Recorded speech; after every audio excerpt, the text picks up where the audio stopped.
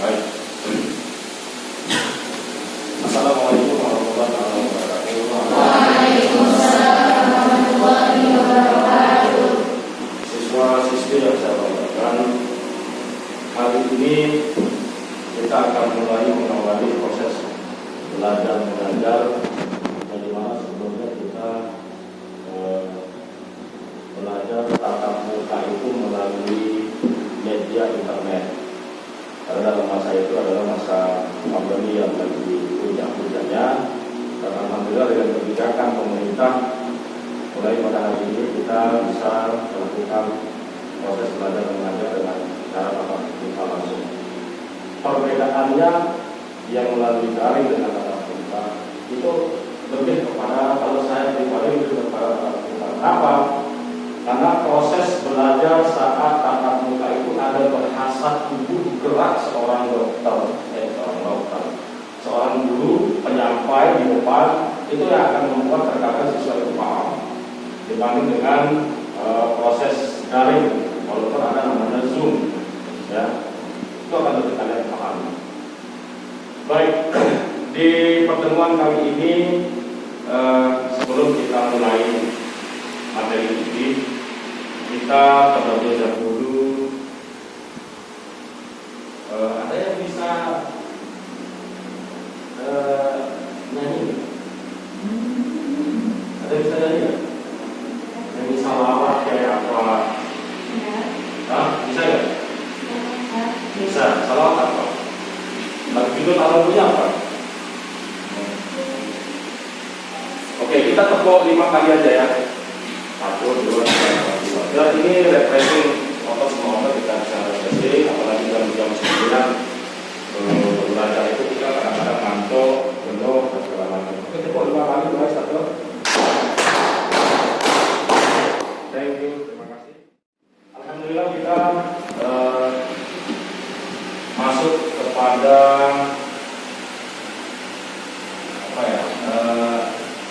pelajaran yang akan kita bahas pada hari ini adalah bagaimana proses peradaban bangsa Arab sebelum Islam. Itu materinya. Nah, lalu kemudian di sini analisis peserta didik menganalisis kebudayaan masyarakat Mekah sebelum Islam. Analisis itu apa? Kalian harus tahu bagaimana, apa sih namanya analisis. Kalau kita tahu namanya analisis itu apa, maka kalian tidak akan tahu apa yang harus dilakukan. Menganalisis sesuatu untuk menjadi sesuatu yang lebih sempurna. Atau kalau dalam bahasa kimia itu menganalisis zat dengan menggunakan zat-zat lain agar mendapatkan hasil yang sempurna. Baru datang ya? Ya? Belum mana? Oke, sekarang masuk. Apa-apa telat. Ya, silakan dulu. Baik, kemudian yang kedua, siswa dapat menganalisis substansi dan strategi dakwah Rasulullah SAW. Siswa mampu menganalisis bagaimana strategi dakwah Rasulullah pada saat di Mekah. Ya, baik, kita mulai. Kita sudah ada kelompok tiga kelompok. Kelompok 1 mungkin bisa menggambarkan bagaimana kebudayaan masyarakat Mekah sebelum Islam. Ada buku panduan misalnya. Silakan. Aldi, bagaimana? Baik, jadi dulu bangsa Arab atau orang Arab Quraisy sebelum adanya Islam, mereka itu meyakini banyak hal, bahwa mereka itu percaya kepada mereka misalnya, karena mereka menganggap bahwa mereka itu sebagai putra putri daripada Tuhan, dan juga mereka itu percaya bahwa mereka itu percaya kepada jin, roh dan hantu. Karena mereka menganggap bahwa itu sebagai makhluk yang terhormat. Karena jin itu kan tidak terlihat, dan roh itu tidak terlihat. Oleh sebab itu dia meyakini bahwa jin dan roh itu sebagai Tuhan mereka. Dan juga selain mereka menyembah mereka, jin, roh, mereka juga menyembah berhala, yaitu seperti Lata dan Uzza. Sebenarnya Lata dan Uzza ini adalah seorang yang alim, soleh. Pokoknya Lata dan Uzza ini adalah orang Islam. tapi mereka meyakini bahwa ilmu uzlah dan alam ini, mereka itu menganggap bahwa orang ini adalah orang soleh. Berarti ketika dia menyembah orang soleh ini, maka doanya sampai kepada kaum mereka. Mereka berkeyakinan seperti itu, sehingga dia menyembah berhala, yaitu Lata dan Uzza. Kalau Lata tempatnya itu di kota Taif, sedangkan kalau Uzza itu di Hijaz. Dan juga ada agama-agama yang ketika Islam datang, ada agama Yahudi dan Nasrani. Agama Yahudi dan Nasrani ini masuk ke Jazirah Arab pada tahun 1491 Masehi. Mula-mulanya di Mesir pada zaman Nabi Musa alaihissalam, dan juga selain Yahudi dan Nasrani ada juga agama Kristen. Jadi Nasrani ini juga agama Kristen. Nah, jadi bangsa Arab mereka itu melakukan kebodohan. Mereka itu tidak meyakini bahwa Allah itu adalah sebagai pencipta hakiki. Dan pada saat itu agama yang benar itu adalah agama Nabi Ibrahim dan Nabi Ismail, atau yang disebut dengan agama Hanifiyah atau agama Hanif, yaitu agama yang lurus. Nah, jadi ada sebagian bangsa Arab yang beragama dengan agamanya Nabi Ibrahim dan Ismail, yaitu agama Hanif atau agama Tauhid. Nah, jadi ketika itu Nabi Muhammad diutus oleh Allah SWT untuk menyempurnakan dan untuk mengubah sikap dan perilaku bangsa Arab yang saat itu. Kalau tidak ada tambahan, mungkin saya akan membuat satu pertanyaan. Ada dua berhala tadi yang disebutkan oleh perwakilan kelompok satu, yaitu berhala Lata dan Uzza. Namun di sini dalam sejarah dikatakan bahwa ada satu berhala besar yang kemudian itu adalah salah satu berhala pertama yang masuk ke kota Mekah dan ditaruh di Ka'bah dengan menggunakan batu akik, dan itu menjadi pemujaan orang-orang Quraisy pada saat itu sebelum masuknya Islam. Kira-kira kelompok tiga nama dari berhala ini apa? Kelompok dua. Bahkan kelompok dua berhala yang bisnis di Ka'bah itu namanya. Berhala yang dikatakan di Ka'bah itu bernama Hubal. Berhala yang namanya Hubal. Itu masih diabadikan bagaimana para ilmuwan menemukan sosok bentuk dari berhala tersebut.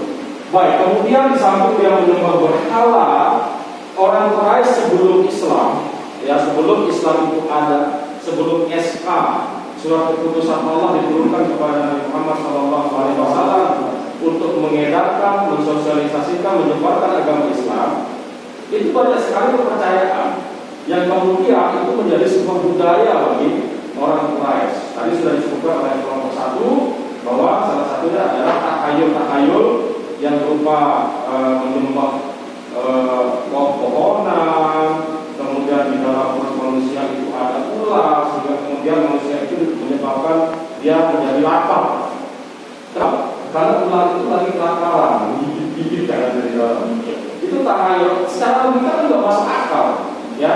Lalu kemudian mereka juga menyembah bintang, menyembah menyembah jin, menyembah malaikat dan lain sebagainya dan lain sebagainya. Di samping itu juga banyak agama yang pada saat itu. Namun kepercayaan yang lebih kental di kota Mekah itu, di Arab itu adalah kepercayaan atau agama Hanif. Ya, seperti apa disampaikan oleh teman itu dibawa oleh Nabi Ibrahim alaihissalam dan Nabi Ismail alaihissalam. Nah, kepercayaan inilah kemudian yang dianut oleh para kaum Quraisy. Ini adalah budaya, masuk ke dalam kepercayaan budaya mereka. Di samping itu juga ada kegiatan-kegiatan yang membuat orang Quraisy ini merasa sombong, merasa angkuh, merasa berwibawa, merasa segalanya adalah orang Quraisy. Salah satunya mereka membuat sesuatu kegiatan yang namanya kompetisi syair. Karena di mana syair ini adalah bagaimana seseorang menjadi lebih berwibawa, kaya, menjadi seorang bangsawan kalau dia pintar bersains. Males. Oke. Kira-kira kelompok mana yang bisa menjawab memaparkan bagaimana proses awalnya masuk penyembahan berhala ke Arab atau ke Mekah khususnya di sini? Silakan. Kelompok 3 dari lapor, kelompok 2 sebagian lagi ngantuk, kelompok 1 silakan.